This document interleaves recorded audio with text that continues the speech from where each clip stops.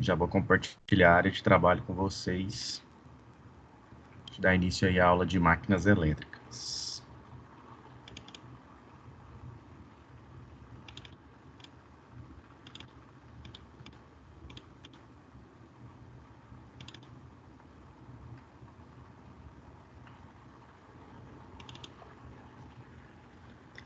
Então, vamos ver aí o encontro 10. Hoje a gente vai ver a unidade 3. Mas antes, alguns informativos aí, ó.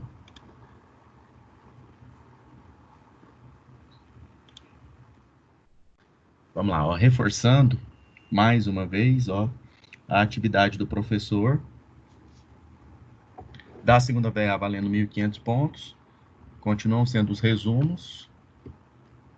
Só que agora das sessões das unidades 3 e 4, certo? E a data de entrega aí, ó, dia 24 de maio. Então, anotem aí, não esqueçam a data de entrega dos resumos. E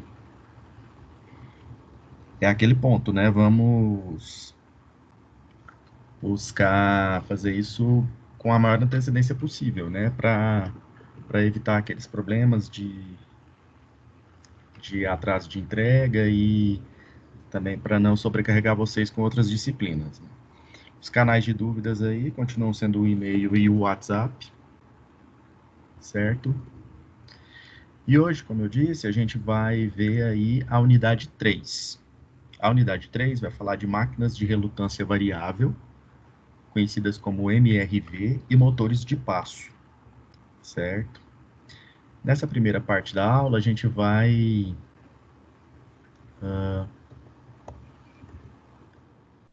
marcar no livro. Então, eu sugiro que vocês já marquem aí no livro os principais pontos, aqueles que não devem faltar no resumo de vocês.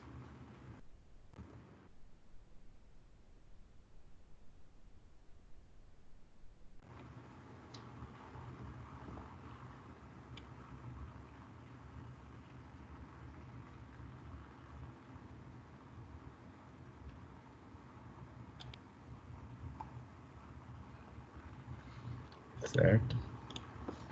Então, vamos lá, né? Na unidade 3, ó, vamos falar de máquinas de relutância variável e motores de passo, como eu havia dito para vocês. Marquem aí, ó,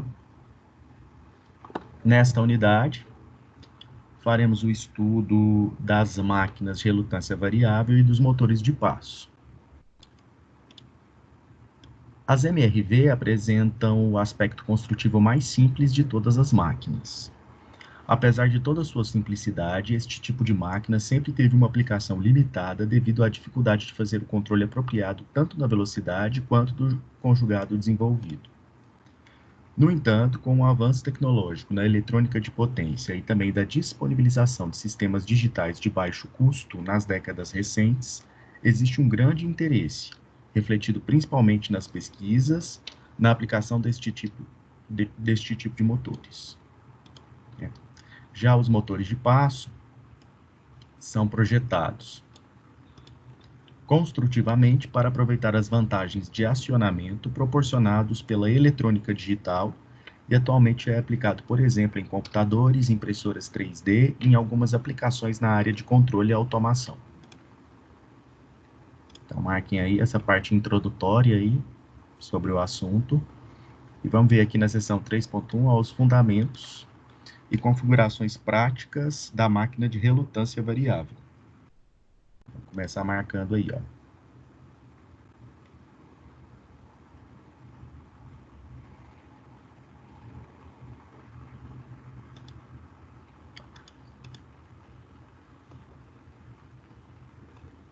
Vou marcar aqui na página 123, ó.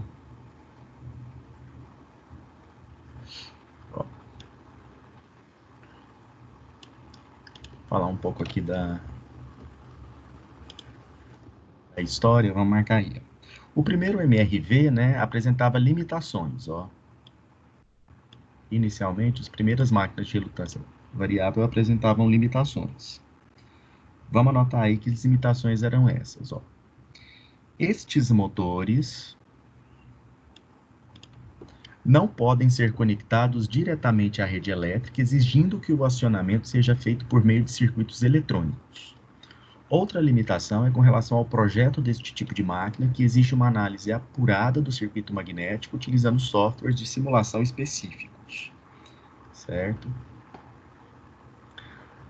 As vantagens, desse tipo de motor, é na utilização desses motores em potências de até 150 kW. Vamos falar agora um pouco dos aspectos construtivos. Marquem aí no livro de vocês esse parágrafo. Construtivamente, as MRV são as máquinas mais simples e normalmente consistem em um estator, com enrolamentos que fazem o papel de excitação da máquina e um rotor magnético do tipo saliente. E esta, na verdade, é uma das características mais interessantes deste tipo de máquina, pois não possui enrolamentos no rotor. Isto quer dizer que todas as perdas nas resistências ocorrem no estator. Como a perda nas resistências dos enrolamentos estão associadas a perdas de calor, a refrigeração da MRV é simplificada, pois a refrigeração do estator é mais simples que refrigerar o rotor da máquina. Então, é uma máquina que apresenta enrolamentos apenas no estator. O rotor não apresenta enrolamentos. Comumente, as MRVs são divididas em dois tipos. Nós temos MRV de rotor saliente e a MRV duplamente saliente. Certo? Vamos anotar aí, Vamos marcar aí na imagem, os dois casos. A MRV de rotor saliente. Certo? Você pode reparar aqui, somente o rotor vai ter saliência. Já aqui, rotor e estator vão ter saliência. Certo? Então, aqui, na figura 3.1a, a máquina de rotor saliente, MRV bifásica de rotor saliente. Quando o rotor é saliente, o estator é não saliente. Certo? Já na figura 3.1b, é uma máquina duplamente saliente. Então, o que acontece? Tanto o rotor quanto o estator possuem polos salientes. São os dois tipos aí de construtivos de MRV. Vamos marcar aí também, o funcionamento de uma MRV tem por princípio a tendência que o rotor tem de se deslocar em direção a uma mínima relutância correspondente à posição onde a indutância do enrolamento do estator é máxima. Como resultado, a MRV produz conjugado se as indutâncias dos enrolamentos do estator forem projetadas para variar com a posição do rotor. Então, esse aí é o princípio de funcionamento da máquina. Para a MRV de rotor saliente, é possível verificar que as indutâncias próprias de cada enrolamento são máximas quando o rotor está em posições relativamente alinhadas com os eixos de cada enrolamento. A indutância mútua entre os enrolamentos também varia continuamente, mas quando o rotor está alinhado com o eixo magnético de um dos rolamentos, a indutância mútua é nula. Vou marcar aí. Isso aqui no caso de uma MRV de rotor saliente, quando o estator é não saliente. Vamos marcar aqui, Já para a MRV duplamente saliente, a indutância por fase varia de um máximo até um mínimo. O máximo de uma fase ocorre quando o eixo do rotor está alinhado com o eixo da fase e o mínimo quando são perpendiculares. Sendo que as saliências presentes no estator aumentam a diferença entre os máximos e mínimos, aumentando a capacidade de produzir conjugado.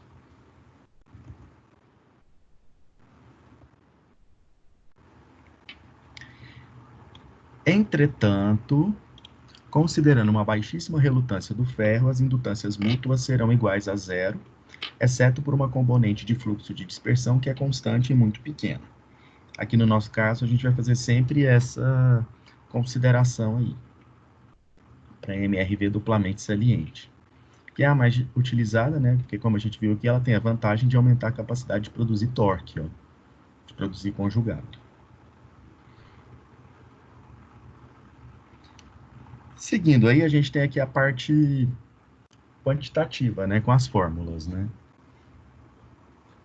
Aqui tem as curvas, A variação da indutância conforme a posição do rotor, para os dois casos, né, para uma MRV de rotor saliente e para uma MRV duplamente saliente. Quando você tem o subíndice com dois números iguais, ó, a indutância própria, ó, 1 e 2, né, do estator e do rotor. Quando você tem números diferentes, a indutância mútua, aqui ó, 2. Aqui ó, a gente desconsidera a indutância mútua. Como ele disse aqui, ó, as indutâncias mútuas serão igual a zero numa MRV duplamente saliente. Então vamos anotar aí as fórmulas, ó. Pelas curvas, podemos perceber que as indutâncias se comportam periodicamente com um período de 180 graus, correspondente ao ciclo de rotação do rotor, em que o circuito magnético não se altera mais. Vamos lá, ó. Vamos pegar aqui, ó, as fórmulas para o MRV de rotor saliente. Então aqui, ó, a fórmula do lambda 1 e do lambda 2, ó, essa equação 3.1 aqui, lambda é o fluxo, né, o fluxo magnético. Aqui é a fórmula da indutância, que é uma relação, ó, entre as indutâncias próprias L22 e L11. Aqui é a fórmula do torque, ó, em função da coenergia. Também, ó, vou marcar aí essa fórmula 3.2. Aqui é a fórmula da coenergia, ó, em função das correntes e das indutâncias.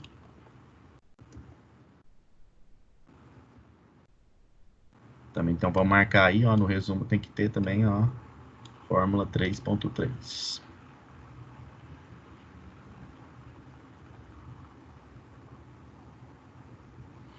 Jogando aqui, ó, a coenergia na fórmula aqui do torque, ó. Vamos fazer a derivada em relação a θm. A gente tem aqui a fórmula do torque, para esse tipo de motor, de relutância variável de rotor saliente.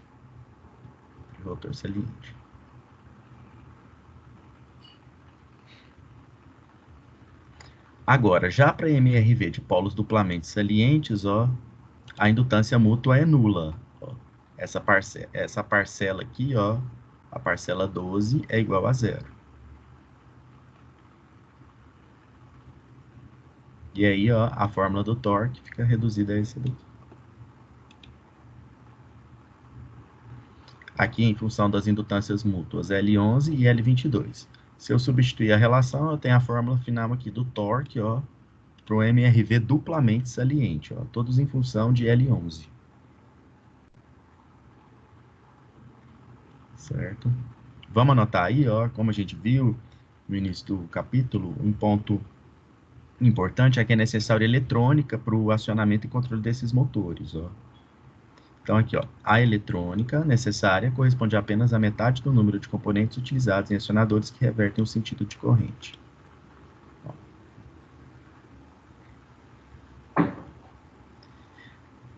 Entre as vantagens apresentadas pela MRV duplamente saliente está o fato deste apresentar uma grande robustez e pequeno custo de produção.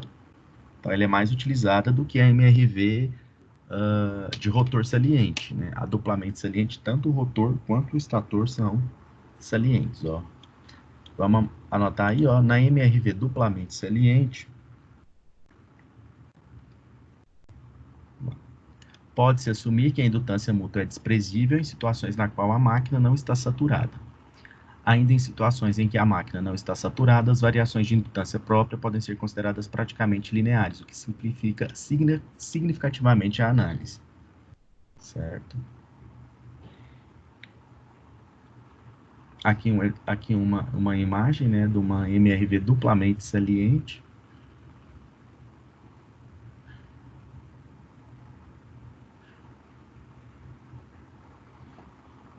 Vamos ver aqui, ó,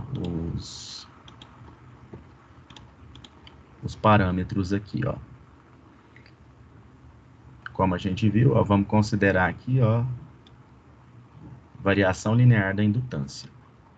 Então, vamos desprezar o espraiamento, né, que é aquele fenômeno que ocorre em circuitos magnéticos.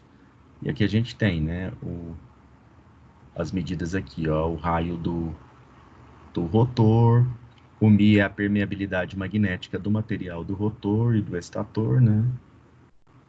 Então, elas são bastante altas, tendendo ao infinito, são materiais ferromagnéticos. Vamos considerar que ele tem, ó, um comprimento D, ó. Se aqui fosse um 3D, ó, seria o comprimento do rotor. O G é o gap, né, que é a distância aqui do entreferro, ó. Essa distância aqui, ó, tem que ser muito menor que R. Aqui está o eixo magnético, aqui o eixo do rotor, né, ele vai girando. E aqui está o ângulo que ele forma, ó, em relação ao eixo magnético, θm. E aqui estão os enrolamentos do estator, ó. Que a bolinha é saindo, o x é entrando, né? Corrente saindo e corrente entrando dos enrolamentos.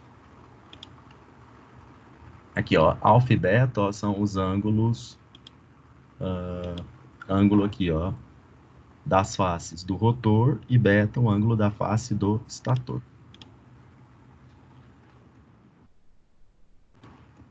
O ângulo da face do rotor e o ângulo da face do estator.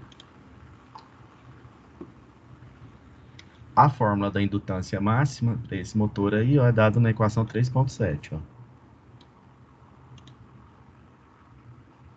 Certo? Vamos pôr aí, ó. Vamos anotar aí, ó. N é o número total de espiras em cada enrolamento. G é o comprimento do entreferro. R é o raio do rotor, na fórmula. D é o comprimento axial da máquina. E μ0 é a permeabilidade magnética do ar. Então, com essa fórmula aí, eu consigo determinar a indutância máxima. Com a indutância máxima, eu consigo determinar o torque máximo. Aqui, ó. Vou seguir um pouco aqui, depois eu vou voltar, ó. Marquem lá na página 135, ó. Com a indutância máxima, ó, a partir dessa fórmula aqui, ó, o torque máximo vai ser, ó, a indutância máxima vezes a corrente ao quadrado dividido por 2 vezes, ó, alfa. Alfa é o ângulo da fase do estator, ó. Vamos voltar lá na figura, ó. Aqui, ó. É o ângulo da face do rotor, quer dizer. O beta que é do estator, né? A fórmula é o alfa, né? O ângulo da face do rotor, ó. O ângulo da face do rotor é o alfa. E da face do estator, ó, é o beta. Eles geralmente são iguais, ó. Certo? São iguais.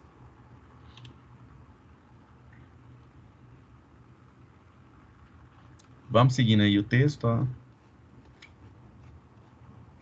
Vamos marcar aqui, ó, esse parágrafo. Por outro lado, aqui na simplificação, né, a gente considera que o motor está não saturado. Já nos casos de saturação, podem surgir indutâncias mútuas que não podem ser desprezadas antes de uma minuciosa análise utilizando softwares de simulação magnética, além de que a relação entre indutâncias e posição do rotor deixa de apresentar um comportamento praticamente linear. Entretanto, na maioria dos casos, essas equações 3.5 e 3.6, que a gente acabou de marcar aqui, ó,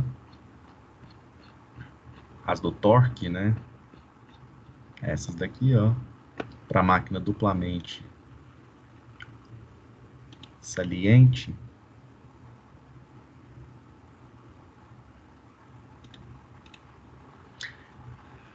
ainda são válidas. Assim, todo o torque produzido pelo motor pode ser considerado como devido à indutância própria de cada fase.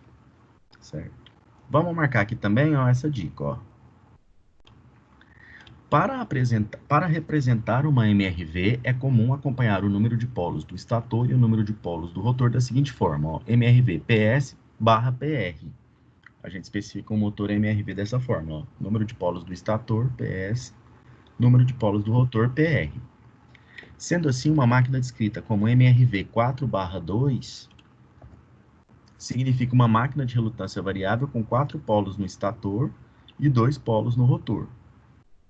Além disso, essa relação determina um teste simples para determinar se a característica, ó, torque por ângulo, resultante. Resultante terá pontos de conjugado nulo. Se essa relação aqui, ó, PS sobre PR, corresponder a um número inteiro, significa que haverá pontos de conjugado nulo. Você vai dividir, ó, PS por PR. Se for um número inteiro, existem pontos de conjugado nulo. Se PS sobre PR for um número racional, né, tiver vírgula, então a máquina não apresenta pontos de conjugado nulo, certo? Então, vamos marcar isso aí também. Vamos lá, ó. Em aplicações práticas, a MRV duplamente saliente é preferível, pois em geral produz um conjugado maior. A gente já tinha falado sobre isso antes. Uma das principais dificuldades no projeto de uma MRV duplamente saliente é na determinação de uma indutância mínima o mais baixo quanto possível. Outro aspecto limitante é com relação aos pontos de conjugado nulo. Então, vamos marcar aí algumas dificuldades aí dessa máquina. Você também pode ter, ó, o MRV com com rotor assimétrico, que é esse caso aqui, ó. Repare aqui, ó, que ele tem um rotor assimétrico. MRV com rotor assimétrico. Por que isso? Ele é uma solução, ó, para eliminar os pontos de conjugado nulo, quando o torque é zero. Então, nesse caso aí, ó, os pontos de conjugado nulo são eliminados. Só que você tem toda a dificuldade de construtiva, né, um rotor assimétrico e tudo mais. Outra das complexidades da operação de uma MRV diz respeito ao controle de velocidade desse tipo de máquina. Isso porque, marquem aí, ó. Isso porque o acionamento de uma MRV se dá ao fazer o sequenciamento de energização das fases, de forma que quando uma fase é excitada, o conjugado faz com que o rotor seja arrastado para a região mais próxima, onde o fluxo possa ser concatenado com o seu máximo, e em seguida, sendo a fase desenergizada e energizando a próxima fase, o rotor segue buscando a região produzindo giro. Então, esse aqui é o princípio de funcionamento dessa máquina. É como ela funciona, né? No entanto, a complexidade desse controle é significativa quando existe diferença entre o número de polos do estator e do rotor, gerando velocidades menores e em sentido contrário ao da energização dos enrolamentos. Para solucionar esse problema, ó, foi desenvolvido uma das configurações que toma vantagem dessa característica, o MRV em castelo, que é esse daqui, ó, MRV em castelo. Vendo? Ele apresenta esses dentes aqui, ó. Então ele vai evitar aquele problema lá. Quando você tem um número diferente de polos do rotor e do estator. Então, esta configuração divide os polos principais do estator e do rotor, adicionando dentes que funcionam como pequenos polos. Certo? Como a gente viu aqui, ó. Você vai adicionar os dentes. Vamos lá. A estrutura, continuando a marcar aqui, ó. Cria MRVs capazes de operar em baixas velocidades, com um conjugado elevado para uma determinada potência de entrada e com precisão no posicionamento do rotor, podendo ser aumentada quanto mais dentes forem acrescentados. Esta configuração é um exemplo de uma classe de MRVs denominada de motores de passo. A gente vai ver nos próximos capítulos aí. Pois este tipo de motor produz uma rotação correspondente a pequenos passos de precisão angular. Certo? Marcaram aí? Então, esses aí são os principais pontos da seção 3.1, ó. Não pode faltar isso no seu resumo. Vamos dar seguimento aí, ainda falando de MRV na seção 3.2, ó. Máquinas de relutância variável, vamos falar um pouco de forma de onda e conjugado. Certo? O que não pode faltar no resumo? Ó, vamos marcar lá, ó. Lá na página 141 do livro.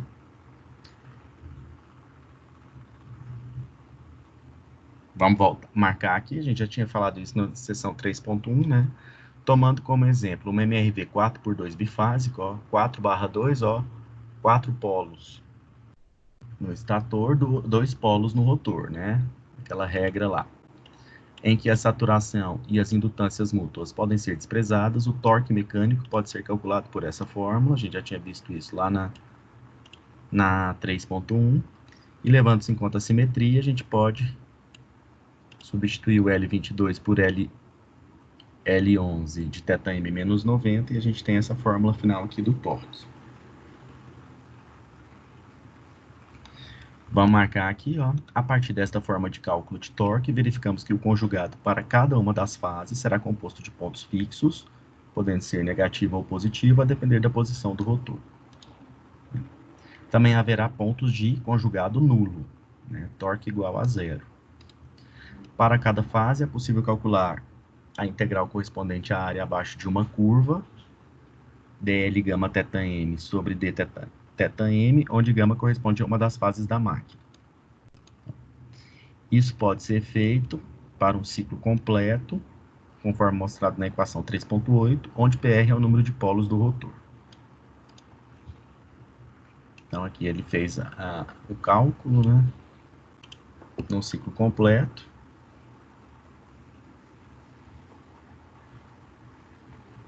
Vamos lá. O conjugado médio pode ser obtido analogamente, integrando-se à equação do torque, obtido pela soma de termos dados pelas derivadas das indutâncias próprias durante um período completo.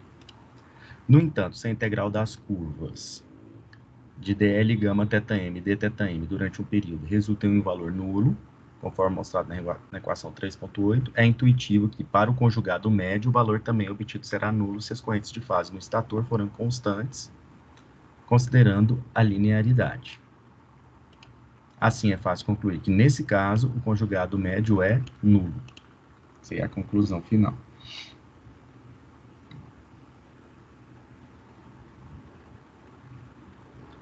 Certo? Aqui é a fórmula, ó, do torque médio. Fez um exemplo aqui, então, colocou aí a fórmula do torque médio. E concluiu, ó, o que ele falou lá no texto, ó. Resultado é nulo. Dependendo da aplicação, o conjugado de saída da MRV pode assumir valores diferentes. Por exemplo, na aplicação da máquina como motor, é requerido que o conjugado seja um valor positivo. Isso aqui é importante, ó. No entanto, se a máquina for aplicada como gerador, é requerido que o valor do torque seja negativo. Em ambos os casos, para que a máquina desenvolva um conjugado médio não nulo, é necessário que as correntes variem conforme a posição do rotor. Vamos marcar aí. Isso aí é importante, ó. Vamos seguir aí, ó. E marquem de novo lá na página 145, ó. Assimile isso, ó. Nas máquinas de MRV, ó. Para que um conjugado positivo seja produzido na MRV, é desejável que a fase seja excitada nas posições angulares em que dl gama θm, dθm seja maior que zero. Já para a produção de um conjugado negativo, a excitação é requerida nas posições do rotor, que se desenvolve um valor tal que dl gama θm, dθm seja menor que zero. Certo? Tá, essas são as condições, né? Para que o conjugado seja positivo ou negativo. Positivo, no caso de conjugado positivo, a máquina é motor. É requerido conjugado positivo para que ela funcione como motor. Já é requerido conjugado negativo para que ela funcione como gerador. Certo?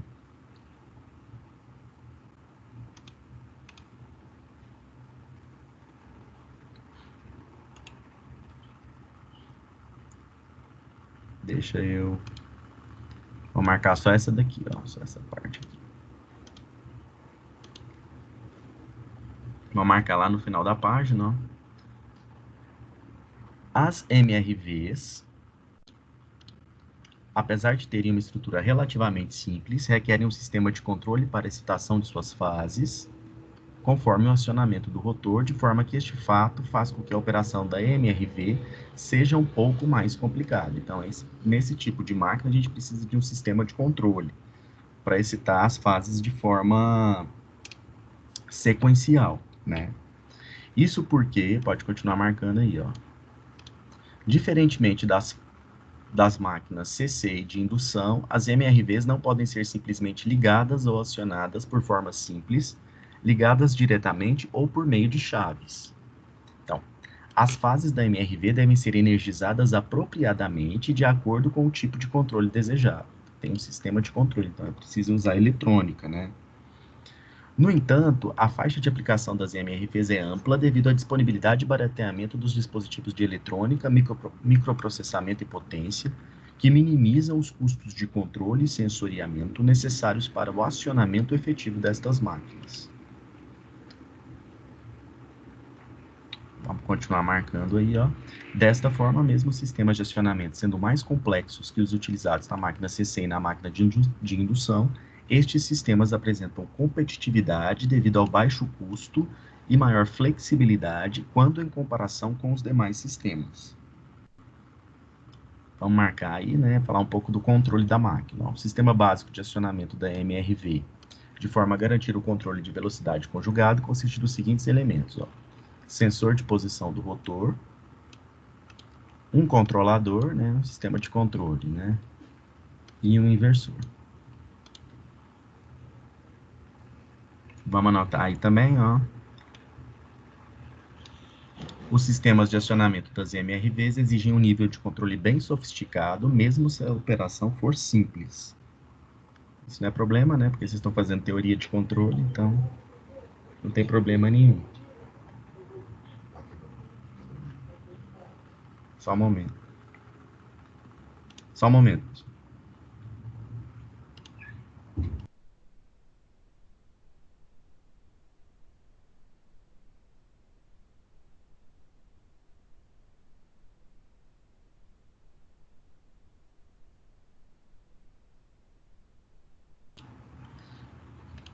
Vamos lá, pessoal, vamos voltar aí, ó. Vamos marcar aí, ó.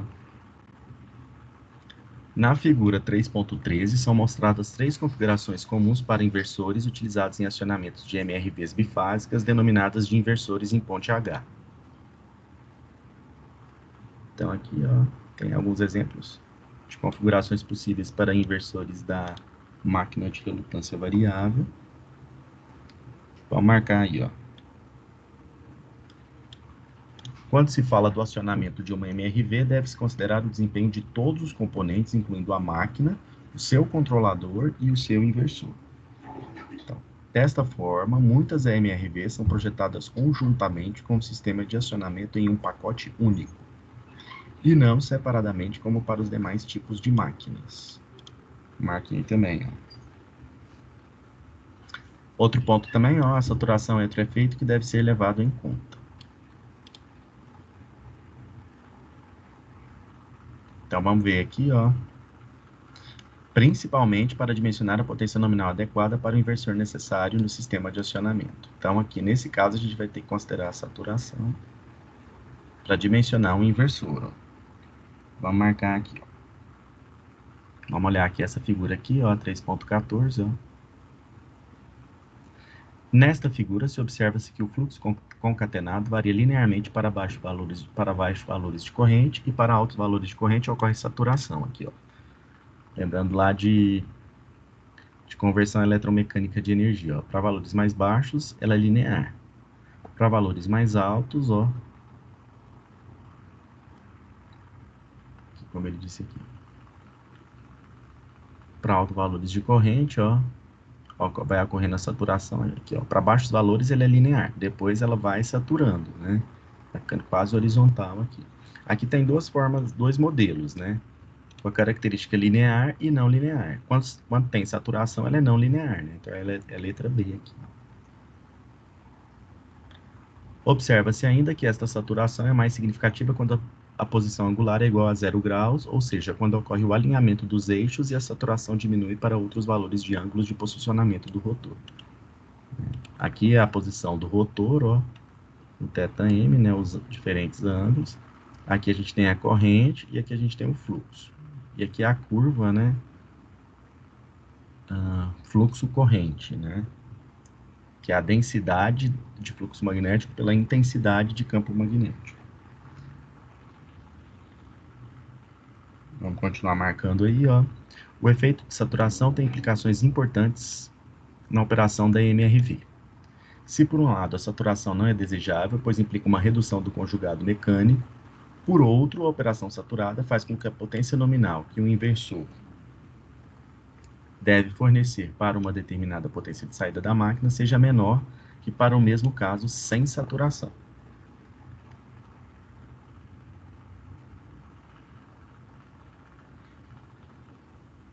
Vamos dar uma olhada aqui, ó. Vamos fazer a análise das curvas do fluxo por corrente da MRV linear e não linear. E aqui marcar, ó, como que a gente vai determinar a potência nominal do inversor, ó.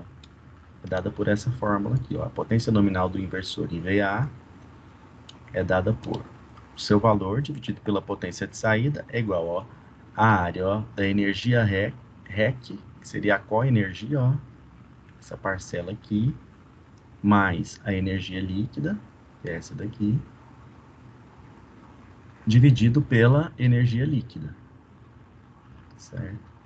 Para achar essa área aqui, ó, né, que é WREC mais WLEAK, WREC mais WLEAK, o que a gente pode fazer, ó? Faz a área desse retângulo e subtrai, ó, a área desse triângulo branco aqui. Aí você tem a soma dessas duas, certo? Agora a área, quando o modelo é linear, é mais simples, né?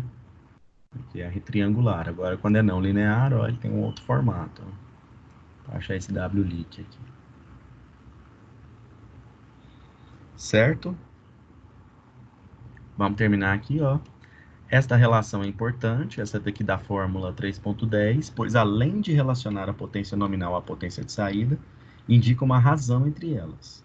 Como a potência nominal determina o custo e tamanho do inversor para uma determinada potência de saída, se a relação para um inversor for menor que para outro tipo de inversor, significa um inversor menor e mais eficiente. Certo? Então, com isso aí, a gente termina as máquinas de relutância variável. Ó. Vou só repassar aqui o que a gente falou até agora, nos slides. Ó. Na seção 3.1, a gente falou dos fundamentos e configurações práticas da MRV.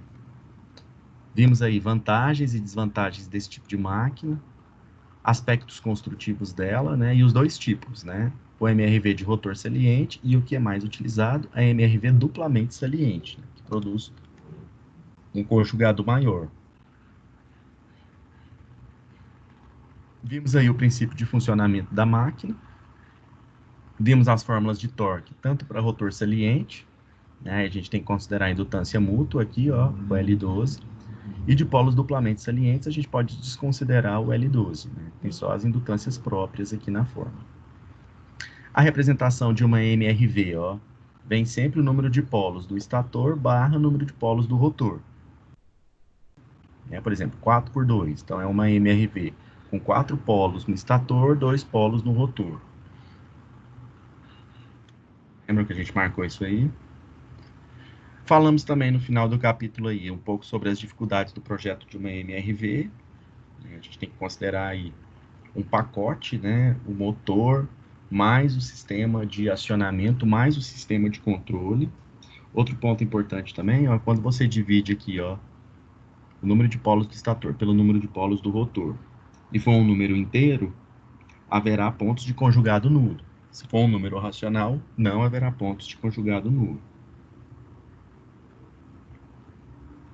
E por fim, a gente viu aí uma melhora aí do projeto com essa MRV em castelo, né? Que são colocados dentes, ó, aqui, tanto nas faces dos polos do estator quanto do rotor. Aqui nessa imagem, né, a gente vê aí, ó, os principais componentes aí de uma MRV. Aqui a gente tem o eixo, a tampa frontal, o rotor da máquina, né? Que é o rotor aqui, os polos também, não são polos salientes. Bearing são os rolamentos da máquina, né? Winding são os enrolamentos, né? Aqui no caso do estator, ó, os enrolamentos no estator, aqui os polos do estator na máquina, certo? Aqui a gente tem uma camada de isolante. Aqui está o estator da máquina, né? O estator é a parte estática, o rotor é a parte girante, né? Rotativa. Aqui a gente tem a caixa do motor, aqui é a tampa traseira e aqui é a caixa de junção, né? Então, os principais componentes aí de um MRV. E aqui, ó, só mostrando, ó, você tem que ter aqui um sistema de controle, ó, para o acionamento sequencial aqui dos enrolamentos. Tá vendo? Aqui a gente tem o enrolamento A, enrolamento B e enrolamento C. Então, eles têm que ser energizados de uma forma sequencial para que tenha o giro do rotor, né? Ele vai, como o próprio nome fala, uma máquina de relutância variável. Ele vai para o caminho onde tem menor relutância, onde tem maior indutância. Lá da matéria de conversão eletromecânica de energia, onde você tem a menor relutância, você tem a maior indutância. É inversamente proporcional. Então, ele vai onde está energizado, ele vai buscar onde está a maior indutância da máquina naquele instante. E isso faz com que o rotor gire, né? Então, a gente tem sempre que considerar aí, ó, os circuitos de controle, ó, drive circuits. Na seção 3.2, a gente continua falando ainda das MRVs, né? Conjugado negativo, positivo e nulo. Aplicação da MRV como motor, o conjugado tem que ser negativo, né? Foi isso que a gente viu. E como gerador, o conjugado tem que ser positivo.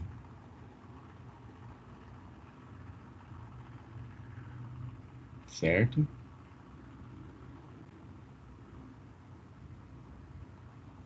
Não, o contrário, né?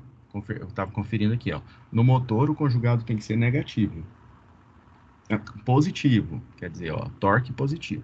No gerador, conjugado negativo. Certo? Motor positivo, gerador negativo. Vimos também o sistema de acionamento de uma RV, o efeito da saturação aí no final, né, que nós temos que considerar, né, esse efeito da saturação, tem que considerar a saturação, então é o caso não linear, e a fórmula final aqui, que é a razão entre as potências nominal do inversor e a potência de saída do MRV. Né? Com isso aqui a gente consegue dimensionar o inversor para a máquina. Para a gente terminar aí essa parte de teoria, né, vamos ver aí na seção 3.3 o motor de passo. Vamos ver o último caso aí, que é o motor de passo. O motor de passo, ele também é um motor de relutância variável, só que com características próprias. Vamos começar marcando aí, ó, página 157. Os motores de passo são aplicados em situações que requerem precisão no movimento e que este movimento seja feito em passos fixos referentes a uma fração de ângulo. Normalmente, eles são empregados quando se deseja controlar uma combinação entre a posição do rotor, o ângulo, com a devida velocidade e o sincronismo. Quando as fases de uma MRV são energizadas de modo sequencial por passos, a MRV irá girar de um ângulo específico a cada passo, como a gente viu nos capítulos anteriores. Os motores de passo são então projetados especificamente para tirar vantagens dessa característica. Vamos lá. Para entender o funcionamento do motor de passo, podemos pensar em solenoides que são alinhadas 2 a 2, de forma que no momento em que se excita estes solenoides, uma polaridade magnética é gerada, fazendo com que os polos do rotor sejam atraídos e alinhados segundo um caminho de baixa relutância. Essa atração e alinhamento ocasiona uma rotação, causando uma variação de ângulo que é denominada de passo. Pode-se dimensionar a velocidade e o sentido que os passos ocorrem pela forma como os solenoides são energizados, considerando a ordem e a velocidade de excitação e também a polaridade. Esse é o princípio de funcionamento da máquina. Qual que é a principal vantagem de um motor de passo? Ó, vamos anotar aqui, ó. O ponto forte de um motor de passo é a capacidade de possibilidade de realizar o controle preciso dos movimentos. Então, essa daí é a principal vantagem dele, ó. Pode-se também afirmar que as velocidades dos motores não são em si o principal aspecto. Aqui não, ó. Aqui, ó. Eles são utilizados em impressoras, scanners, brinquedos, automação industrial, robótica, entre outros dispositivos eletrônicos que requerem precisão. Ó, a palavra importante aí no motor de passo é isso aqui, ó, precisão. Certo? São aplicações que requerem precisão. É importante observar, ó, também marcar aí, quanto maior o número de passos, menor o ângulo de rotação e maior a precisão. Algo muito importante no momento de especificar um motor para cada tipo de aplicação se refere à adequada especificação do número de passos, que corresponde justamente ao número de alinhamentos possíveis entre o rotor e bobinas do estator. Vamos lá. Inicialmente, é importante entender o princípio de acionamento do motor de passo, de forma a entender como as bobinas devem ser energizadas. Também elas devem ser energizadas de forma sequencial. Se considerarmos a energização de somente uma das bobinas por vez, teremos um pequeno deslocamento que ocorre pelo fato de o rotor estar magneticamente ativo, e quando a bobina do estator é alimentada, cria-se um campo magnético que terá um valor muito intenso e fará com que o alinhamento entre os dentes do rotor ocorra. Se a polarização adequada for prevista, teremos um movimento descrito como sendo de meio passo, correspondendo ao alinhamento intermediário de duas bobinas com o rotor ou de um passo completo.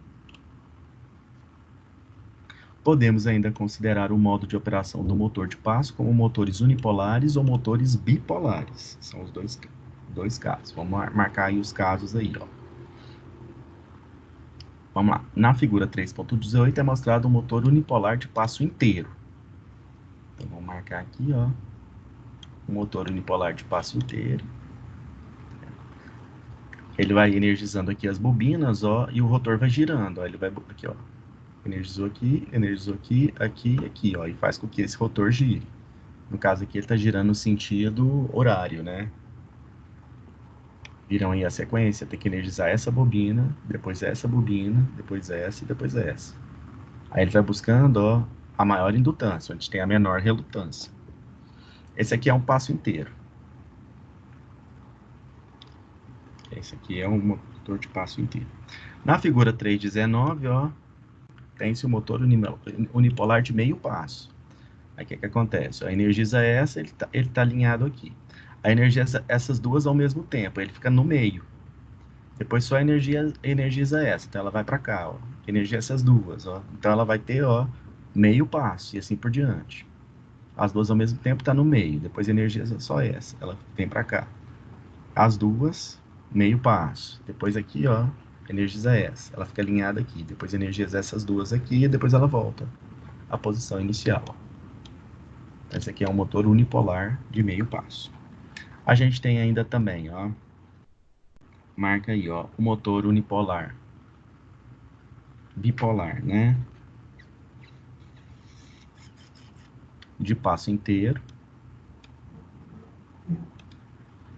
que é bipolar de passo inteiro, tá vendo? Ó? Que é bipolar porque ele vai ter dois polos energizados, né? Vai ter duas bobinas energizadas. E aí ela vai dar um passo inteiro, mas em outro ângulo. E o motor bipolar de meio passo. Ele funciona da mesma forma, só que aí tá vendo?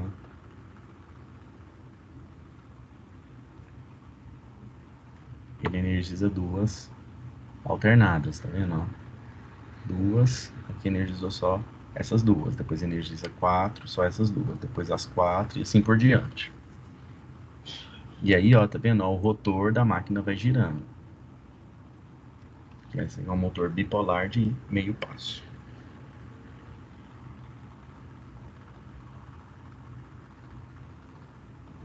Vou marcar aqui, ó, na figura 3.20, motor bipolar de passo inteiro.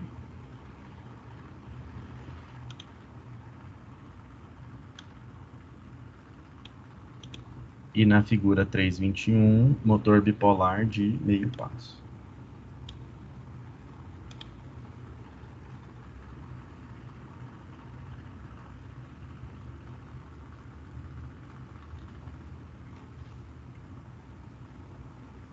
Vamos marcar aqui, ó. O que torna o motor de passo uma opção para aplicação é a sua compatibilidade com sistemas eletrônicos digitais. Com o passar dos anos, esses sistemas se tornaram mais potentes e mais eficientes, com o adicional de terem também um menor custo, possibilitando assim serem empregados em uma ampla variedade de aplicações. Uma das principais aplicações do motor de passo, por exemplo, é nos sistemas de controle digital. Neste tipo de controle, o motor recebe comandos na forma de trem de pulsos para movimentar um eixo ou um objeto por uma certa distância.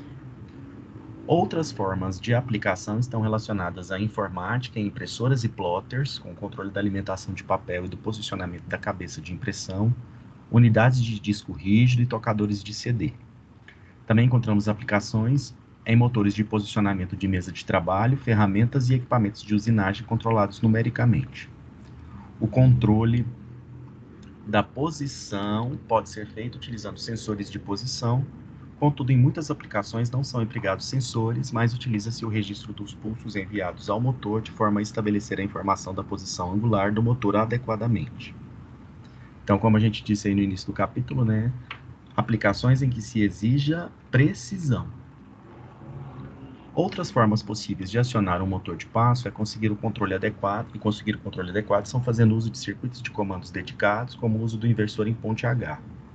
Esta é muito utilizada em robótica e consiste em um circuito formado por chaves eletrônicas que controla o sentido de rotação do motor, tanto no sentido horário como no sentido anti-horário. Continuando aí na mesma página, né, 162, vamos marcar aí, ó. As configurações do motor de passo podem ser as mais diversas. No entanto, a principal característica dos motores de passo é que estes podem ter a sua construção baseada em ímãs permanentes ou baseadas em rotor de relutância. Existe ainda uma configuração em que se procura aliar o uso de uma geometria de relutância do rotor com o uso de ímãs permanentes, que aumenta significativamente o conjugado e a precisão do posicionamento do rotor, que é o modelo híbrido. Então, tem três tipos de motores de passo, ó. O motor de relutância variável, motor de passo de relutância variável, que é o mesmo princípio do motor de relutância variável básico, né? O motor de passo de ímã permanente e os motores de passo híbrido, que usam os dois, né? Usa tanto o rotor de baixa relutância, né, quanto o ímã permanente. Continuando aí, ó. Vantagens, ó. Vamos falar agora de vantagens do motor. A vantagem que o motor de passos... inicialmente, temos a vantagem que o motor de passos segue uma lógica digital, pois o seu acionamento é possível através de um trem de pulsos que, com a ajuda da eletrônica adequada, torna possível que as bobinas sejam energizadas de forma sequencial. Até aí. Esta energização sequencial alinha o rotor com as bobinas, provocando o deslocamento e o movimento desejado, como a gente viu na explicação anterior, né? Outra vantagem em relação aos outros tipos de motores diz respeito à alta precisão em seu posicionamento. Então, aí uma outra vantagem também desse motor, né, além das aplicações de precisão, é essa, vamos dizer assim, compatibilidade com a lógica digital, né, com a eletrônica digital. Agora, desvantagens, ó. Vantagens e desvantagens do motor de passo. Ele possui baixo desempenho em altas velocidades. Ele não é um motor de velocidade, ele é um motor de precisão, né? Outro ponto também é que ele requer o uso de uma lógica digital, né? Isso é uma vantagem em algumas aplicações, mas em outras é desvantagem, porque essa lógica nem sempre é muito simples. Certo? Que nem sempre é muito simples.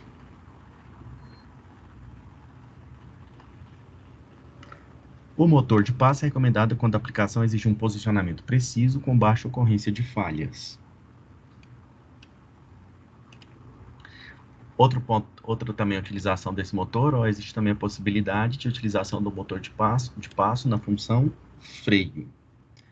O motor de passo não consiste em um dispositivo adequado para ser usado em casos que necessite de alta velocidade ou alto torque. Certo?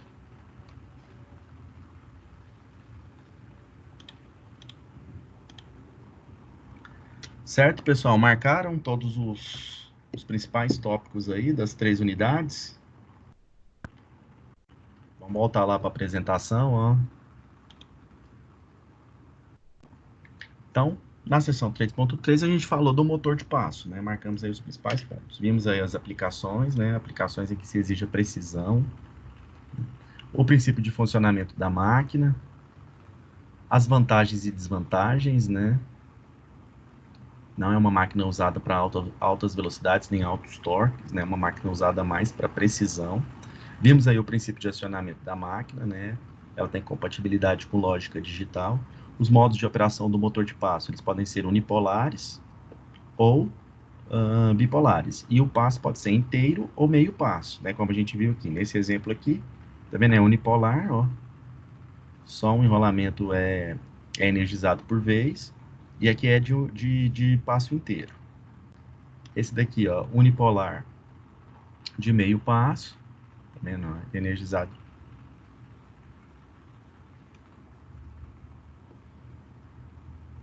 Girando. O bipolar de passo inteiro, os enrolamentos opostos, ó, são energizados simultaneamente, né? É bipolar. E aqui o motor bipolar de meio passo. As 4 configurações aí. Vimos aí também a questão de acionamento e controle desse passo e os 3 tipos construtivos, né? De relutância variável, de imã permanente e o de passos híbridos, né? E aqui, ó, uma imagem do motor de passo. Né? Aqui ele está montado, aqui ele está desmontado, ó. Vamos ver aqui os principais componentes. Aqui a gente tem a placa traseira de alumínio. Aqui está a placa frontal, né, a dianteira do alumínio. Aqui está o estator da máquina, né, do motor de passo. Aqui está o rotor, ó, o rotor de passo, ó, com os rolamentos esféricos. Certo? Aqui tem os parafusos de montagem do motor.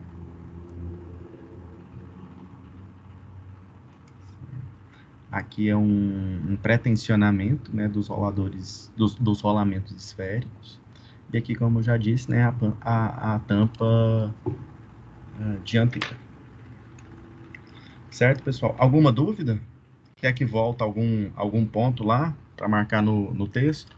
Então, isso que a gente falou aí são os principais pontos que tem que ser abordados aí no resumo de vocês da unidade 3. Certo? Vamos agora ver um vídeo aí, ó, que vai mostrar aí o princípio de funcionamento desses 2 tipos de máquinas, das máquinas de relutância variável e dos motores de passo. Dá um ok se tiver tudo certo. Acho que vai.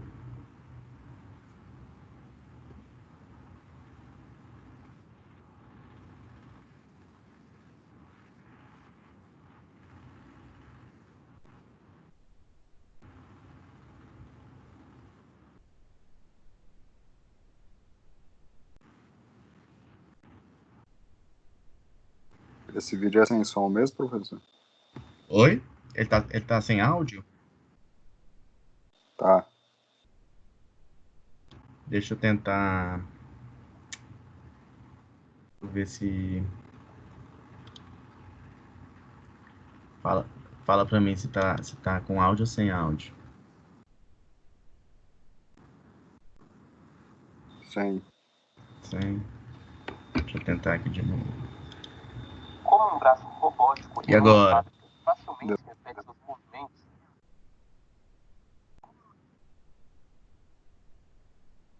Tá com áudio agora? Deu. Deu? Então vou voltar o vídeo aí, ó, pessoal.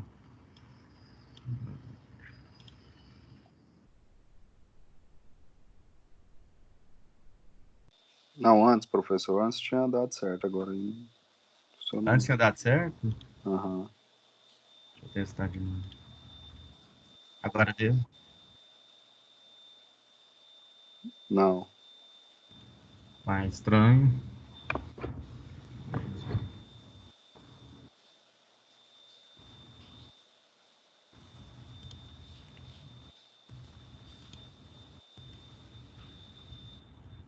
Testa.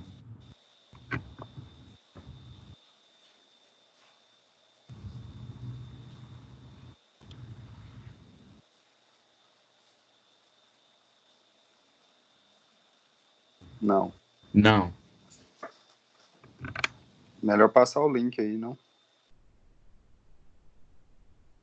Ainda não? Não. Ah, então vou passar o link para você.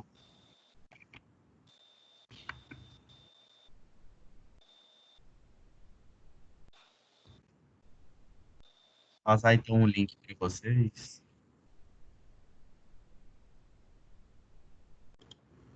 Por que será que não está passando?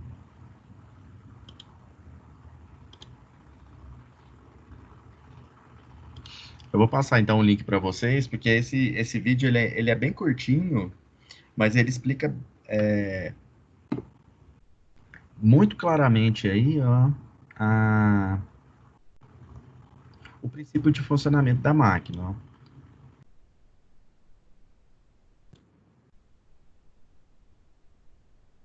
A gente passa ele rapidinho.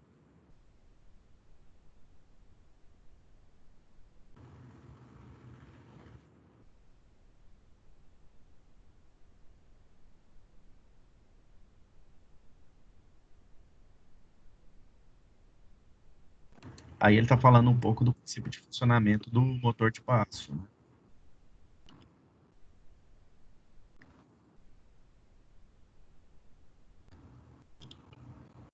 Aí ele fala, vou passar aqui, ó, só falando um pouco sobre o vídeo e depois eu passo o link para vocês no grupo. Ó. Então ele fala um pouco aí do motor de passo, né?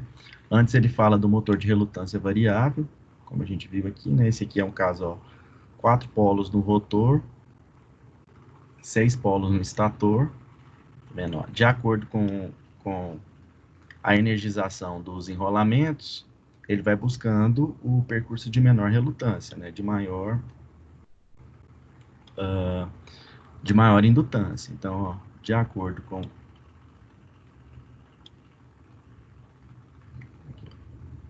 primeiro energiza esse enrolamento e aí ele fica alinhado com ele. Depois energiza o enrolamento B e ele vai girando.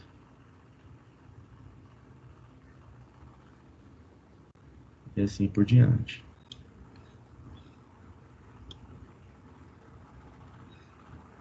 Aí ele está mostrando aí, né, o de passo inteiro e o de meio passo, né, que você energiza dois ao mesmo tempo. E aí você tem o meio passo.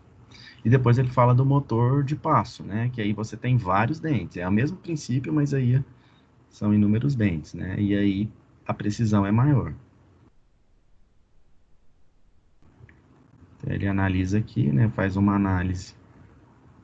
Que primeiro aqui, ó, ele primeiro, né, constrói ele como se fosse um de relutância variável, 50 dentes no rotor, 50 dentes no estator. Depois ele tira 2 dentes, né, para fazer e de acordo com o sequenciamento, ele vai tentando fazer um alinhamento e aí o motor gira com precisão. Aqui ele mostra, né, os caminhos aqui, ó, em verde, vermelho, azul, esse amarelo aqui, como se fosse quatro, quatro enrolamentos, né, do motor de relutância variável. E aí ele vai tentando alinhar e vai girando com precisão. Vai formando como se fosse, sei lá, ó, os de relutância variável, só que com o ângulo do dente. Lá, ó. São ângulos muito pequenos. E aí ele gira.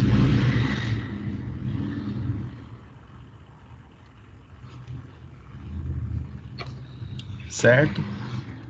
Eu vou mandar para vocês o link. Não deixe de assistir esse vídeo. Ó. Ele explica rapidamente aí os princípios de funcionamento dos dois motores. Certo? Vamos agora fazer os exercícios. Beleza? Vamos fazer. Depois eu vou ver por que não está saindo o vídeo. Algum professor já passou vídeo em alguma aula? Passou o link, né? O vídeo assim não, na aula. Eu nunca fiz esse teste, se, ó, por que que que o Eu som não nunca tá vi, saindo. não. Vamos fazer os exercícios aí, ó.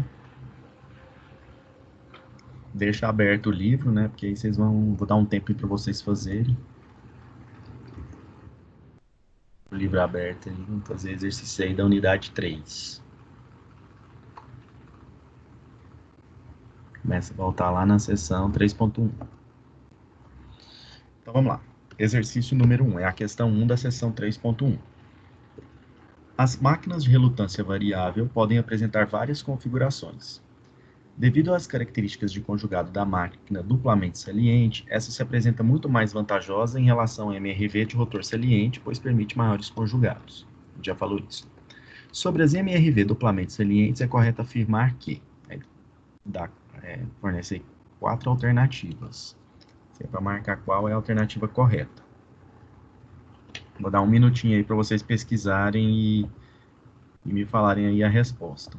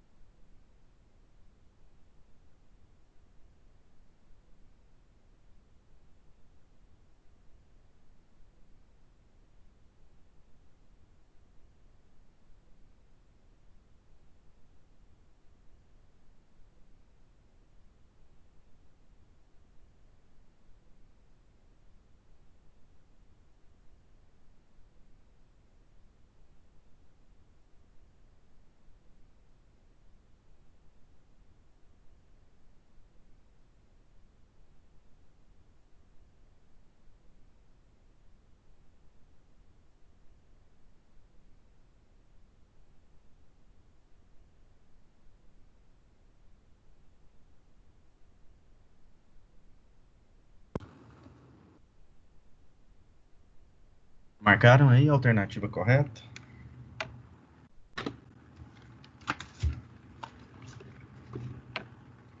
Alguém fez o exercício?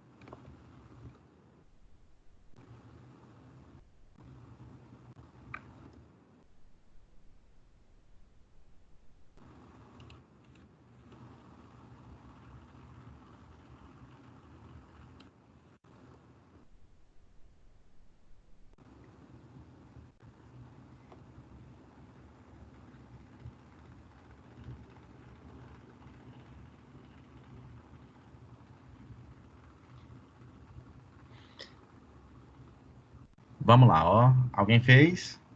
Quer dar um palpite aí de qual é a alternativa correta? Não? Vamos ver aqui as afirmativas, ó. MRV 4x2, 2 polos no estator e 4 no rotor. Falsa, né? É sempre aqui, ó. Número de polos do estator barra número de polos do rotor. Então, são 4 polos no estator e 2 no rotor. Uma MRV 6/3 apresenta 6 polos no estator e 3 no rotor. Verdadeiro, ó. Alternativa B. Uma MRV 4x2 não apresenta valores de torque nulo. Vocês lembram que quando a gente divide aqui, ó, o número de polos do estator pelo número de polos do rotor, se der um número inteiro, ele apresenta valores nulos. Então, isso aqui apresenta. 4 por 6. Né? 4 por 6 não vai dar um número inteiro. 6 por 4 vai dar 1,5. Então, é um número racional. Então, não apresenta valores de torque nulo, é falso. MRV duplamente saliente apresenta uma saliência no rotor apenas. Falso, né? Ela apresenta uma saliência no rotor e uma no estator. Então, a alternativa correta é a letra B. Certo? Aqui tem uma resposta comentada, né? Ó, as MRVs duplamente salientes apresentam saliências tanto no rotor como no estator. A representação MRV x barra y indica que a máquina tem x polos no estator e y polos no rotor. E, além disso, a relação x barra y determina se a curva de conjugado com relação à posição do rotor terá ou não pontos de conjugado nulo. Sendo que, se essa relação for um número inteiro, a máquina apresenta pontos de conjugado nulo. Então, uma MRV 4 barra 2 apresenta uma relação igual a 2, e sendo assim, apresenta pontos de conjugado nulo, enquanto uma MRV 6 barra 4 apresenta relação igual a 1,5, não apresentando pontos de conjugado nulo. Foi o que eu acabei de falar aí para vocês. Né? A alternativa correta é a letra B.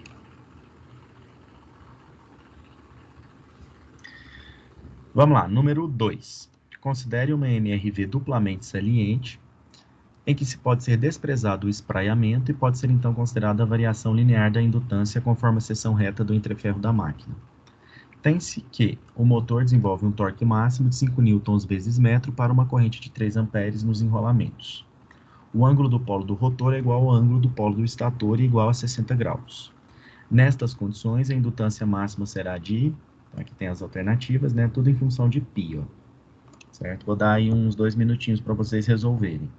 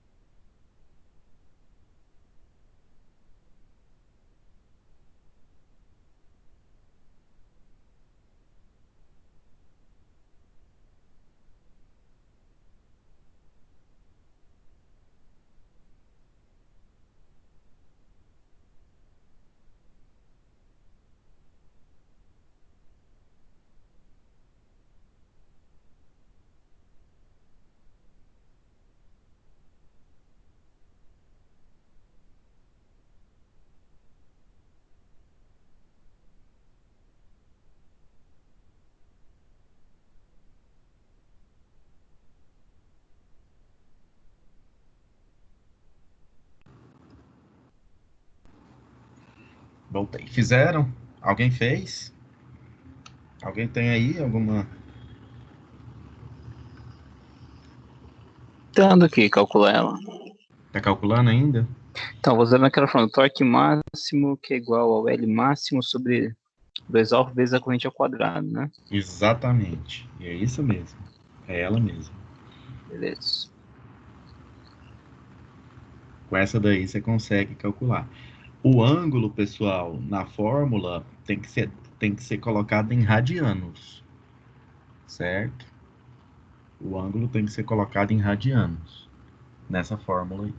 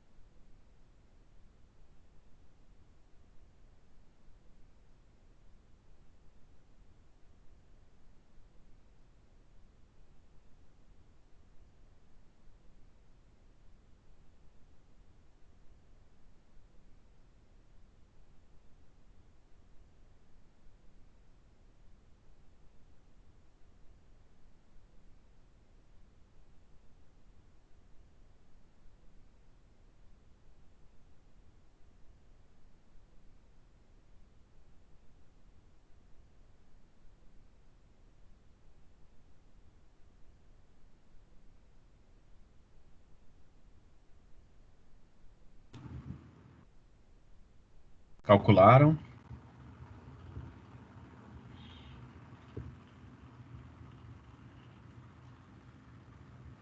Vamos ver aí quem acertou. Calculei. A minha, eu acho que pelos Qual meus foi? cálculos deu a letra E. E, é isso mesmo, 10π sobre 27, ó. Vamos lá. Aqui, ó, deu a letra E. Eu até escrevi errado aqui, tô olhando isso aqui agora. Mas o cálculo tá certo, é letra E. E. Então vamos lá, né? O torque máximo é de 5, a corrente é de 3. O ângulo alfa, né? Que é o ângulo da face do rotor, que é igual a da face do estator, é 60 graus, que dá π sobre 3 radianos, né? Vou passar para radiano, só multiplicar por π e dividir por 180. Ele quer que deixe em função do π, né? Então, alfa π sobre 3. Substituindo, ó, isolando aqui, ó, a indutância máxima vai ser 2 vezes alfa vezes o torque máximo sobre I ao quadrado. Agora é só substituir, ó. 2 vezes π sobre 3 vezes 5 sobre 3 ao quadrado. Dá 10π sobre 27 Henry, né? Fazendo o cálculo aí, daria 1,16 Henry, a indutância máxima aí, ó, letra E. Vamos para o próximo aí, exercício número 3. Uma análise está sendo feita em uma RV 4/2, né? 4 polos no estator, 2 polos no rotor, duplamente saliente, bifásica, que tem um rotor com um raio de 4 centímetros e entreferro de 150 micrômetros. Micro é 10 elevado a menos 6, né? O ângulo formado pela face polar é igual para o rotor e para o estator da máquina e mede 60 graus. É o mesmo valor do exercício anterior.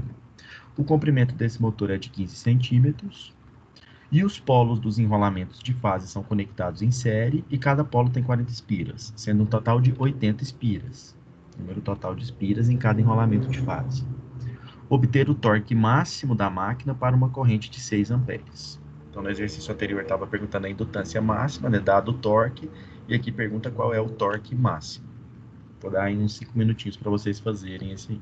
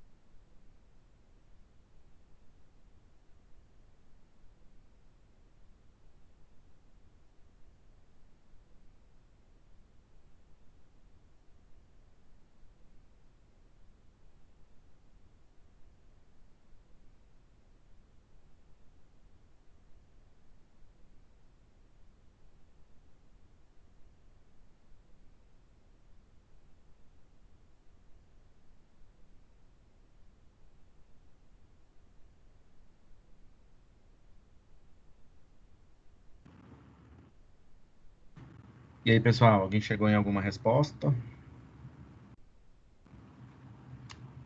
Conseguiram achar aí o torque máximo da máquina?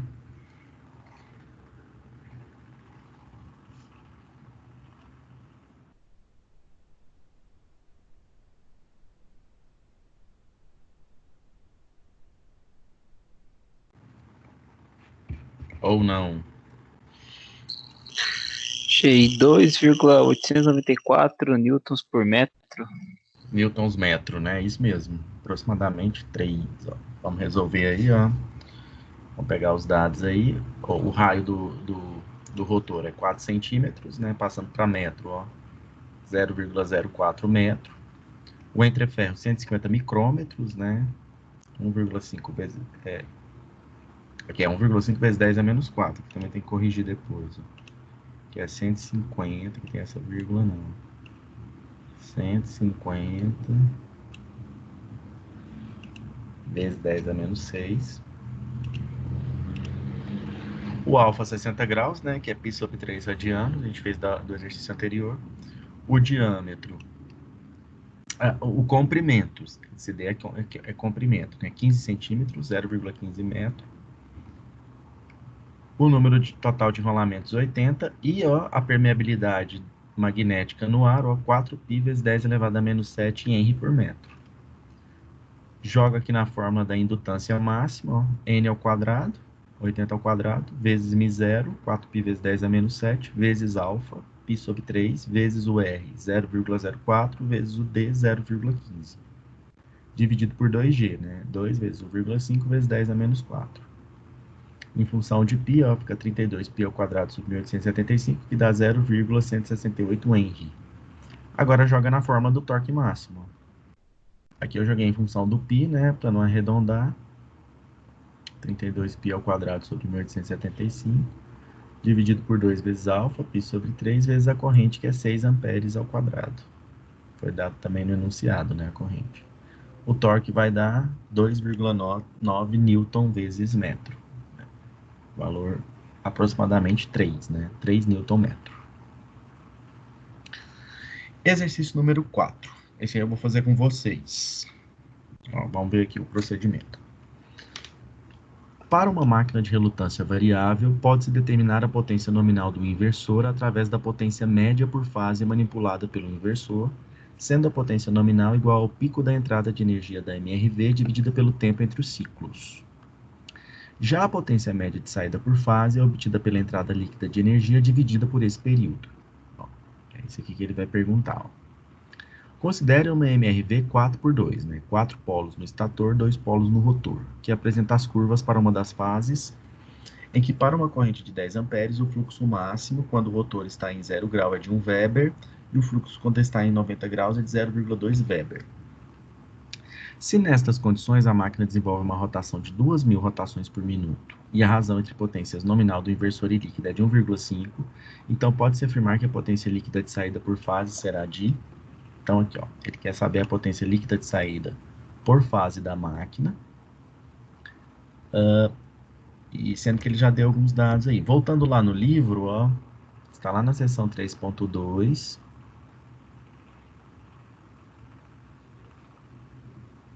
lá no final dela, ó, a gente tem essa fórmula aí, ó.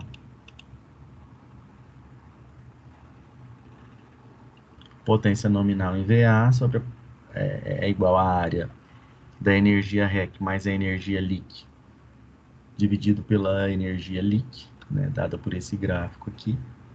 Potência nominal em VA sobre a potência de saída. Então, a partir disso aqui, a gente consegue calcular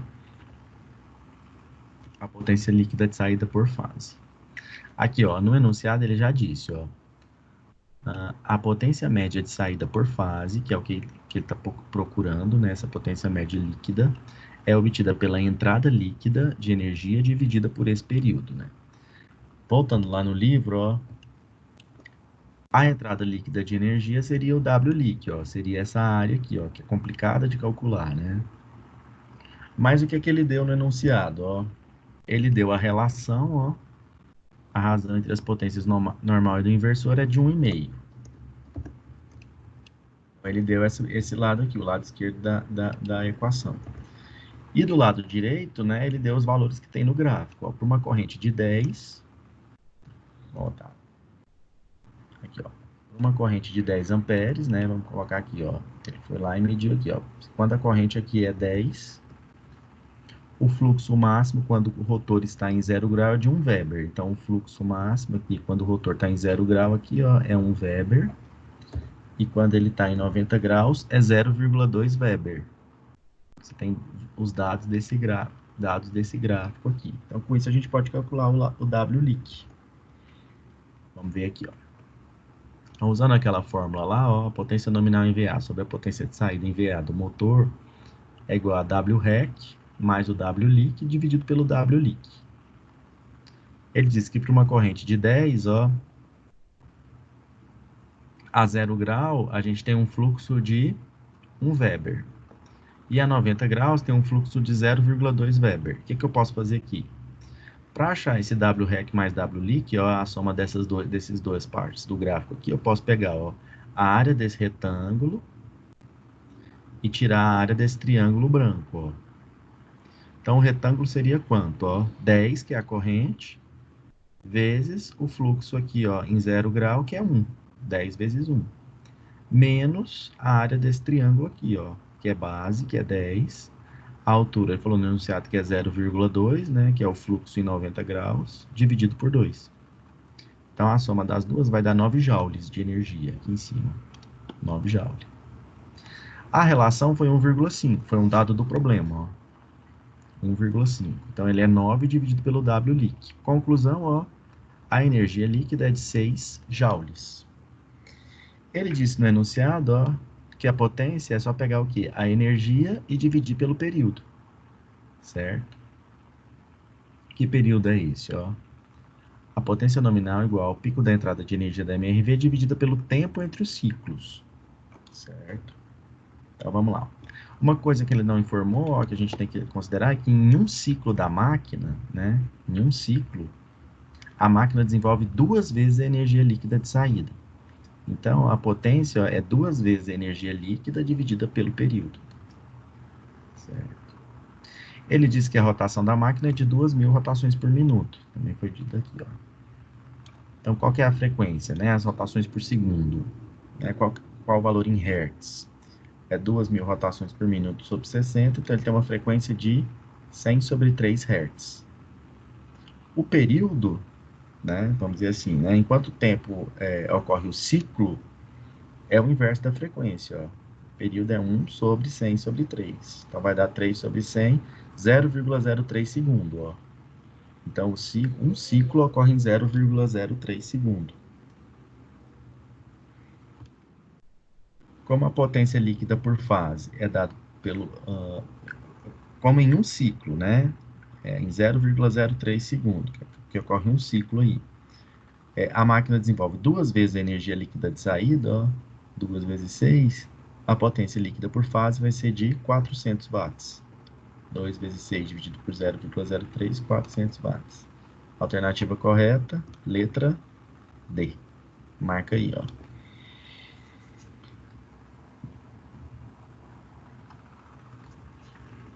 Esse aqui vocês até conseguiriam fazer, né? Mas precisava de algumas informações extras, né? Como esse aqui, ó. Até aqui tudo bem, né? Agora aqui, ó, tava faltando isso aqui na explicação, ó. Em um ciclo, a máquina desenvolve 2 vezes a energia líquida de saída. Agora isso aqui vai ficar bem mais simples. Esse aqui também eu vou fazer com vocês. Agora esse aqui já é da seção 3.3 do motor de passo. Então vamos lá. Expressando os efeitos da saturação, o conjugado de um motor de passo bifásico de ímã permanente pode ser expresso como T igual a 30 vezes I1 cosseno de θm mais I2 vezes o seno de θm.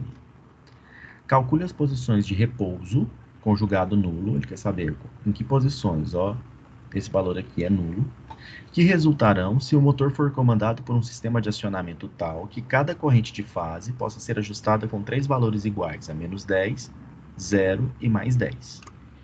Então, ele quer saber, né, quais são as posições, né, qual é o valor do ângulo, em que ângulos que esse motor apresenta conjugado nulo, né, em que ele apresenta repouso, né, a paradinha, vamos dizer assim, né, no giro do motor de passo, né, quando ele dá aquela paradinha, né, as posições de repouso de conjugado nulo, sendo que os enrolamentos por fase podem ser ajustados nessas três correntes, menos 10, 0 e mais 10. Vamos lá, né?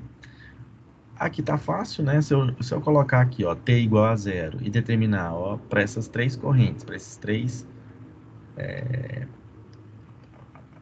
para as várias combinações dessas três correntes, os valores das posições, pronto, eu resolvi o problema. Só que ainda tem uma coisa da teoria importante, ó. Em geral, as posições de conjugado nulo do motor podem ser encontradas tornando a expressão do conjugado igual a 0. Isso aí é meio óbvio. E além disso, e obtendo a posição resultante do rotor. Só que além disso, a posição de repouso deve satisfazer a condição adicional de que, ó, a derivada do torque em relação à posição, ó, dρ t, dρ θm, com o I1 e o 2 constante, tem que ser menor que zero, tem que dar um número negativo, ó. A derivada, quando eu substituir os valores aí de θ, ó, tem que dar negativo. Então, tem que atender também essa condição, certo? Essa condição aqui, ó, é para quê? Ó, para que o equilíbrio seja estável, certo? O equilíbrio só é estável quando verifica essa condição. Então, não basta só igualar o torque a zero, tem que verificar também isso aqui. Vamos resolver essa daí também eu vou resolver com vocês, ó. Então, o primeiro passo, ó, quais são as posições em que o torque é nulo? É só pegar a fórmula do torque, que foi dado lá no enunciado, né, e igualar a zero. Então, vai ficar, ó, 0 é igual a 30 vezes I1 cosseno de θm mais I2 seno θm. Para esse aqui ser zero, né, o que está dentro do parênteses tem que ser zero. Passando isso aqui para o lado direito, ó, I1 seno θ, I2 seno θm é igual a menos I1 cosseno θm. Isolando aqui, ó, seno sobre cosseno é igual a menos I1 sobre 2. Seno sobre cosseno é a tangente de θm é igual a menos I1 sobre 2, então θm vai ser o arco tangente de menos I1 sobre 2. Então, através dessa fórmula, né, eu vou encontrando as posições. E verificando isso aqui, ó, a derivada tem que ser menor que zero. Então, vamos derivar aqui em relação a θm, ó. Vamos lá aqui, ó, derivada do cosseno menos seno, derivada do seno, cosseno. Essa daqui é a derivada, né? Então, isso aqui, ó, quando eu encontrar os valores de θm, eu tenho que substituir aqui e esse valor tem que ser menor que zero. E agora aqui, ó, eu montei uma tabela, ó. Como são três valores de corrente, olha lá no enunciado, menos 10, 0 e 10. Vamos lá. Então, você tem aqui I1, pode ser 0, menos 10 ou 10. I2 pode ser 0, menos 10 e 10. Então, você tem aqui, ó, 9 sequências. 9 sequências. Então, vamos lá. Primeiro passo, vamos achar as posições em que o torque é nulo. Então, primeiro aqui, ó, primeiro eu coloquei aqui na tabela, né, menos I1 sobre I2. O primeiro caso, né, corrente 0 e 0 significa que o motor está parado, né, isso aí, evidentemente, isso aí não tem funcionamento nenhum motor, né, as duas correntes estão zeradas, e então, esse caso aqui, né, é um caso assim, né, o motor está totalmente parado. Agora, nos outros casos, a gente fez aqui, ó, 0 dividido por menos 10, 0, 0 dividido por 10, 0, números dividido por 0 vai dar infinito, né? Lembrando que aqui tem que inverter o sinal, ó. Então aqui vai dar mais infinito, ó. Menos 10 com menos 10 dá 1. Só que aqui dentro da fórmula é menos, ó. Aqui, ó, tá vendo? É menos, ó. Então dá menos 1, menos 10 e 10 dá 1, 10 e 0 dá menos infinito, 10 e menos 10 dá 1, 10 e 10 dá menos 1. Para todos os ângulos aqui, ó, o arco tangente desses valores aqui, ó, né, o arco tangente desses valores aqui sempre dá dois ângulos. Por exemplo, num ciclo trigonométrico, né, quais os ângulos cuja tangente é 0? 0 e 180. Então, você tem duas soluções aqui, ó, eu chamei de θm1 e de θm2, ó, 0 e 180. O arco tangente de 0 dá 0 e 180. De infinito é 90 e 270. De menos 1 vai ser 135 e 315. De 1, 45 e 225. De menos infinito, 90 e 270. De 1, 45 e 225. E o arco tangente de menos 1, 135 e 315. Né? Num ciclo trigonométrico, como o motor dá uma volta, você tem sempre dois ângulos. Só que não são as duas respostas que me servem. Por quê? Porque eu tenho que verificar isso aqui, ó. Aí eu tenho que vir substituir, por exemplo, nesse caso aqui, ó. Θ1, θm1 igual a zero. Substituindo aqui, ó, eu vou encontrar menos 300. Menos 300, para esse caso. Se deu menor que zero, tá ok. Tem que dar menor que zero. Para valores que deram positivo ou maior que zero, é não ok. Então, ó, em cada linha, ó, uma das respostas dá ok e a outra dá não ok. Ó. Então, para cada sequência, você só tem um ângulo que é válido. Ó. Então, aqui os ângulos válidos são aqueles que deram ok. Ó. 0 grau, aqui 180, 270, 315, 225, e aqui 90, 45 e 135. Então, para esse par aqui de correntes, a posição do rotor, para que ele apresenta conjugado nulo, são essas daqui, ó. Reparem para vocês verem. Então, essas daí são as posições, ó, para os 9 casos. E se vocês prestarem atenção aqui, qual que é o tamanho do passo, ó? Repara aqui para vocês verem, ó. 0 grau, 45, mais 45, 90, mais 45, 135, mais 45, 180, 180 mais 45, 225, mais 45, 270, mais 45, 315, mais 45 dá 360, que dá 0 grau. Ele deu uma volta. Certo? Então, o passo aqui, ó, para esse motor é de 45 graus. Certo? Essa daí, ela não tem no livro.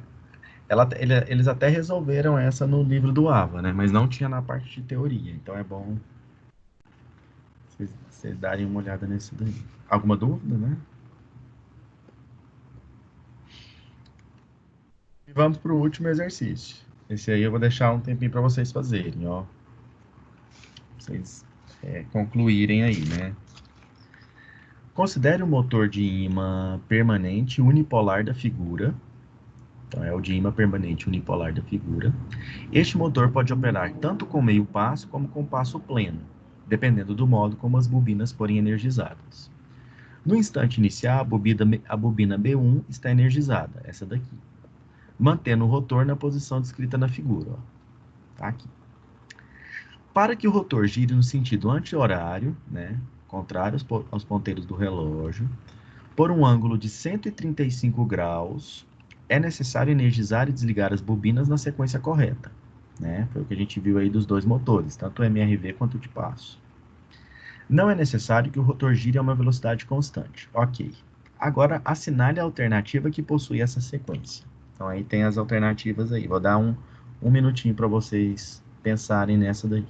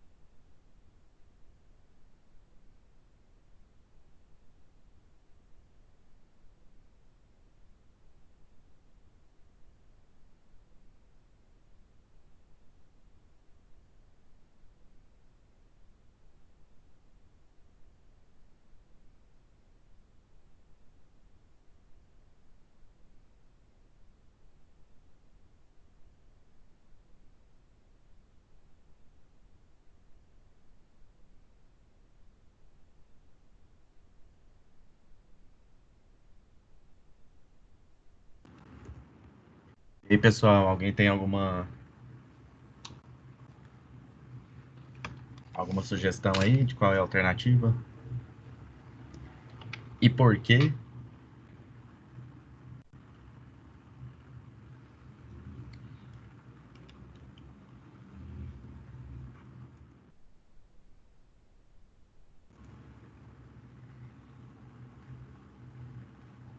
O que vocês acham?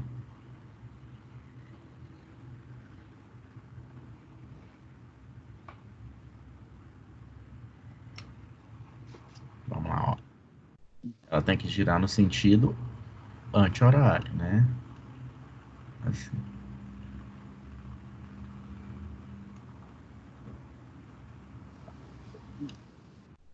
Qual a alternativa?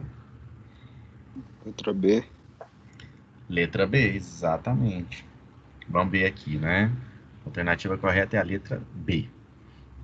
Por quê, ó? Ela está energizada nesse instante. Para ela girar no sentido, para o rotor girar no sentido anti-horário, tem que fazer o quê, ó? Vamos ver aqui. Desligar B1 e ligar B4, né? Se ele desliga B1 e liga B4, ele dá um passo inteiro, né? Que dá quanto aqui?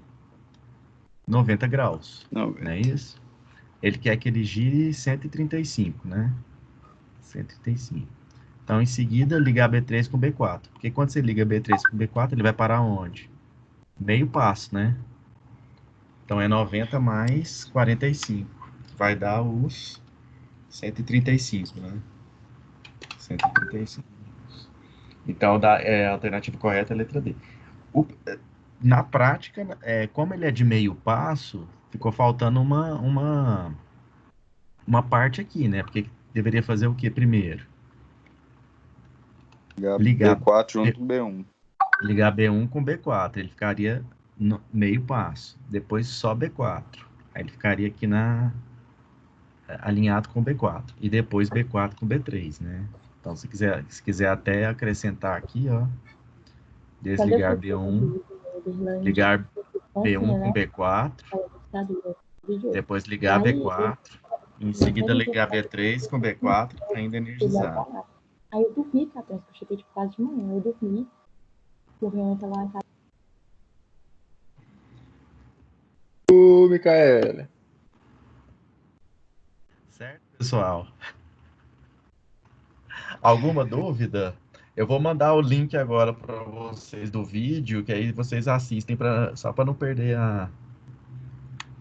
vamos dizer assim, né, como tá fresco na cabeça, né, para não perder a Tá aula de mandando hoje. qual link, Leandro? O vídeo quer ver? Deixa eu tentar passar aqui de novo. Não, mas o link você vai passar em qual grupo? No No grupo grupo da Clébia mesmo. no grupo, ué. Você não tá no grupo até hoje?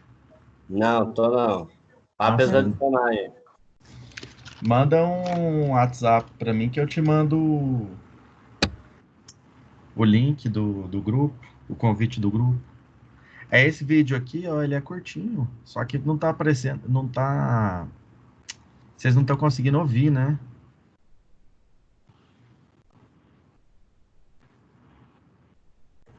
Mandei, né? Teve uma hora que deu certo. Depois Pois é. sumiu de novo. Deixa eu tentar aqui de novo.